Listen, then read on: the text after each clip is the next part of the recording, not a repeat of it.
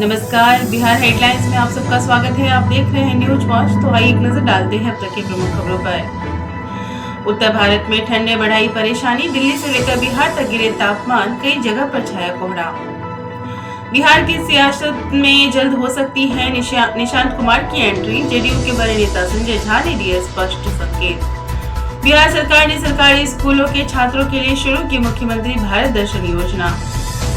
महिलाओं की सुरक्षा के लिए बिहार की सड़कों पर उतरी अभया ब्रिगेड। शोहदों की अब खैर नहीं। अमरेंद्र पांडे ने किया शपथ ग्रहण। बिहार विधानसभा में हुई सदस्यता पक्ष की 2 दिन की गैर हाजिरी के बाद हुई वापसी। 2 शिक्षा मंत्रियों वाला दूसरा राज्य बनेगा बिहार। कानून तोड़ने वालों को सुधारना होगा या बिहार छोड़ना होगा, सम्राट चौधरी की चेतावनी। स्टूडेंट के लिए खुशखबरी। कैट मैथ से लेकर नीट जीआरएफ तक की तैयारी के लिए मिलेगी मुफ्त कोचिंग।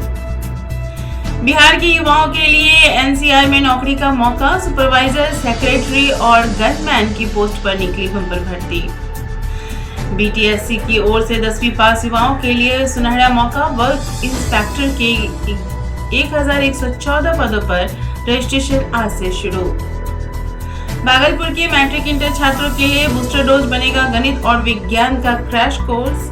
60 छात्रों का होगा चयन। सिमरी बख्तियारपुर में 17.29 करोड़ की लागत से बनने जा रहा है सब जेल। 25 एकड़ भूमि का होगा अधिग्रहण। सरकार ने जारी किया आदेश। बिहार में 6 करोड़ महिलाएं, सिर्फ 1.5 करोड़ को ही क्यों दिया 10-10 हजार। आरजेडी विधायक ने सरकार पर लगाया गंभीर आरोप। उप मुख्यमंत्री सम्राट चौधरी की अध्यक्षता में समीक्षा बैठक। कानून व्यवस्था और खुफिया तंत्र पर हुई गहन चर्चा।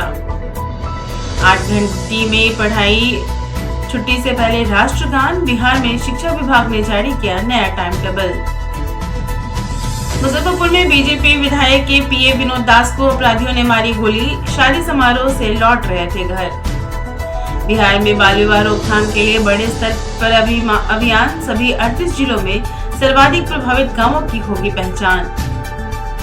बिहार में सरकारी नौकरियों का खुला पिटारा। वन विभाग में 2856 पदों पर होगी भर्ती। गन्ना मंत्री संजय पासवान ने किया कृषक प्रशिक्षण कार्यक्रम सह प्रदर्शनी का उद्घाटन।